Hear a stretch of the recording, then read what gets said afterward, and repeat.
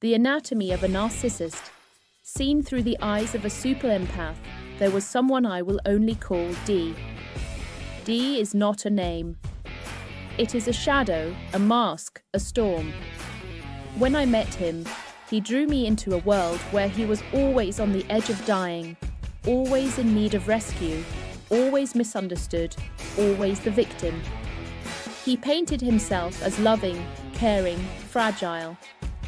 And I, as a super-empath, took the bait.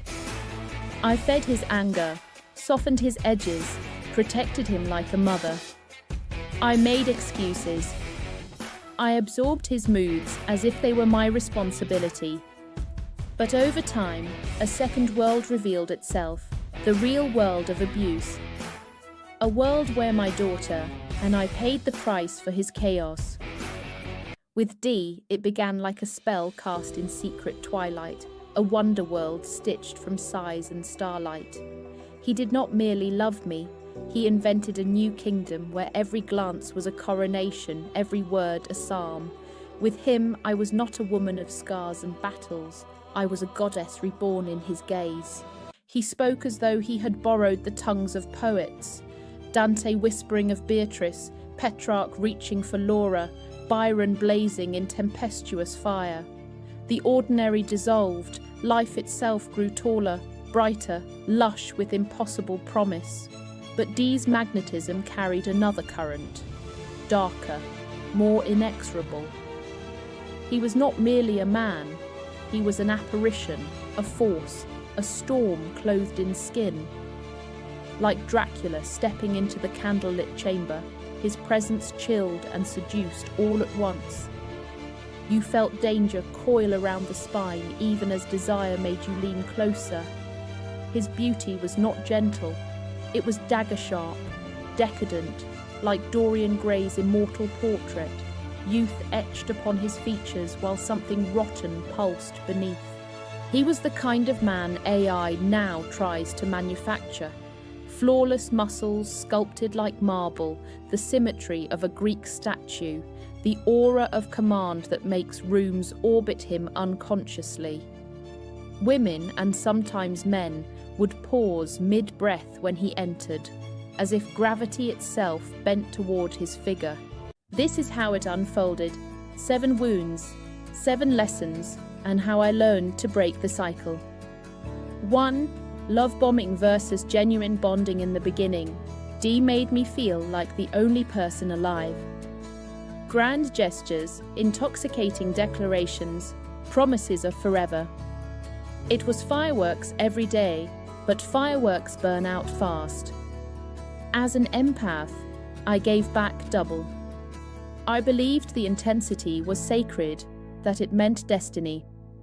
This is how it unfolded. 7 wounds, 7 lessons, and how I learned to break the cycle. Love was not a flame, but a constellation, infinite and unending. To fall for D was to tumble into an Eden where loss, betrayal, and time itself were exiled. He crafted the fantasy perfectly, and for a time, I believed paradise could be human-shaped. But a healthy partner builds slowly. They show up consistently, not theatrically. Love grows like a tree, not like an explosion. Power matrix, survival. I learned to pause the speed, to ask myself, do his actions match his words over months, not minutes? 2. Gaslighting versus radical honesty. When D broke promises to my daughter, I called him out gently. His reply? You're too sensitive, you imagine things. He made me question my memory, my perception, even my sanity. I replayed conversations in my head, wondering if I had invented the pain. In a healthy relationship, the answer would have been simple. I forgot. I was wrong. Let me fix this. Power matrix survival. I began keeping a written record. Notes, dates, words. Evidence became my truth serum. The pages anchored me when his gaslight tried to erase me. 3. Triangulation versus inclusive trust. D constantly compared me to others. an ex, a friend, even strangers. Subtle hints that someone else admired him more, understood him better, loved him deeper. I worked harder, gave more, tried to earn back the spotlight. My daughter felt it too, the shadow of always being less than enough. But real love says, you are enough. I choose you. No games, no invisible rivals. Power matrix survival. Refuse the triangle. Tell yourself, this is not a contest. You will not compete for love. That sentence alone became a shield. 4. Withholding affection versus emotional reciprocity. When I or my daughter needed him most, he vanished into silence, punishing us with absence, withdrawing warmth like a weapon. I overcompensated, pouring out affection, apologizing for truths that weren't wrong, begging for the ice to melt. Healthy couples take space but return with love. Conflict doesn't mean exile. Power matrix survival. I stopped chasing withdrawal. Instead of pouring myself into his silence, I poured it into my daughter, myself, and projects. Mini courses, side hustles, self-care became my rebellion. 5. Projection versus self-ownership. He accused me of the very sins he committed. If he lied, I was dishonest. If he neglected, I was selfish. If he sabotaged, it was my ambition to blame. As an empath, I carried the guilt. I tried to fix myself for crimes that were never mine. But in healthy love, partners own their flaws. They say, I did this, I'll do better. If they never admit their mistakes, that is alarming. Power matrix survival tip. Journaling and repetition. Write what is real and what is fantasy. Use facts, not drama, not opinion. Repeat the real when fantasy crosses your mind until reality prevails. Learn to mirror back calmly. These are their actions, not mine. It disarmed the blame and protected my dignity. 6. Control through chaos versus stability, through dialogue. D thrived on disorder. Plans changed overnight. Promises dissolved. Rules appeared and disappeared with his moods.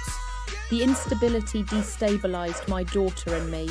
I tried to create order in the storm, holding 2 roles, 2 hearts, desperate for safety. But healthy love is steady. Partners create routine, reliability, a safe soil for trust to grow. Power matrix survival. I built my own stability, calendars, rituals, networks. I stopped outsourcing peace to a man who thrived in chaos. 7. Devaluation and discard versus steadfast commitment. When the mask slipped, his words cut like knives. I was worthless, too much, never enough. My daughter too felt the sting. Promises of care, then sudden abandonment. And yet I clung to the memory of the early days, praying the love bombing would return. But true partners never devalue. Conflict doesn't erase love. Worth is not conditional. Power matrix, survival, release the illusion. I told myself, his discard is not my failure, it is his design. Survival meant cutting the cord, not waiting for resurrection. Closing reflection. D was never truly a partner. He was a reflection of wounds, a mirror designed to keep me doubting, to keep me feeding his hunger. But I am a super-empath, and that does not mean weak. It means forged in sensitivity, sharpened by awareness, strengthened by survival. My daughter and I carry scars, yes, but scars are not disfigurement. They are strategy. They are memory etched into skin, reminders that love is not control, not silence, not punishment. Real love is presence. Real love is repair. Real love is safety. So to every empath listening, no matter your gender, remember the power matrix. Pause the speed. Anchor in evidence. Refuse the triangle. Do not chase withdrawal. Mirror back calmly. Withdraw from chaos. Release the illusion. Or just walk away. Their world crawls when you leave and be happy, because narcissists write tragedies. But empaths? We rewrite them into testimonies, and love, true love, is not exploitation. It is reciprocity, and no narcissist can counterfeit that forever. Subscribe, like, share in comments, say, if this happened to you or someone you know. Bye for now.